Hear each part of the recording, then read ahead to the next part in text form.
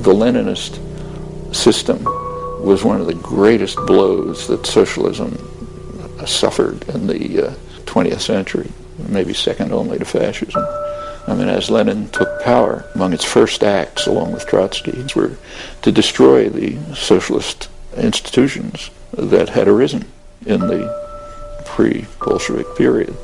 Soviets, factory councils, constituent assembly, which was dominated by left social revolutionaries, largely peasant-based. And of course they went to war against the anarchists, a major war to try to wipe them out, the Makhno's army and so on. And there was a sort of a logic behind it. They were orthodox Marxists, unlike Marx, incidentally. They believed in a version of Marxism that said that revolution can't come in a backward peasant society, which is what Russia was. It was what we would now call a third world country, an undeveloped peasant society with some development, but owned by the West and so on. I mean, a highly educated and productive intellectual class, but that's also true of third world societies. So they thought this couldn't happen. So therefore we have to drive this backward population through industrialization by force.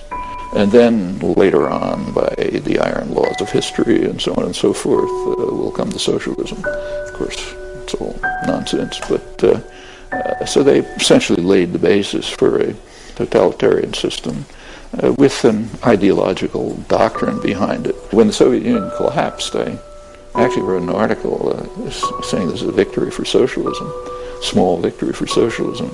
I just couldn't get it published. Nobody knew what I was talking about. The world's two major propaganda systems, the West and the Soviet Union, they both determined to use the word socialism to refer to the totalitarian system of the Soviet Union. I mean, the West did it to discredit socialism. The Bolsheviks did it to try to gain, the credit associated with genuine socialism. Well, when the world's two propaganda systems agree, it's going to be very hard for people to extricate themselves from it. So now socialism the term has been degraded to mean the form of totalitarianism instituted by Lenin, carried through by Stalin. And it was, going back to Spain, it was entirely natural that they should be in the lead in destroying the popular revolution. Bakunin, much earlier, had predicted all of this. He said that in the future, it'll be two forms.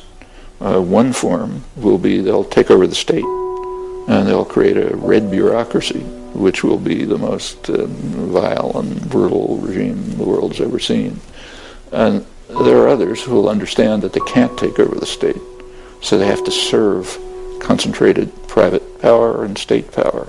And they'll be the technical intelligentsia who, implement the policies of the masters in what we now call liberal democracies, which is a very good prediction.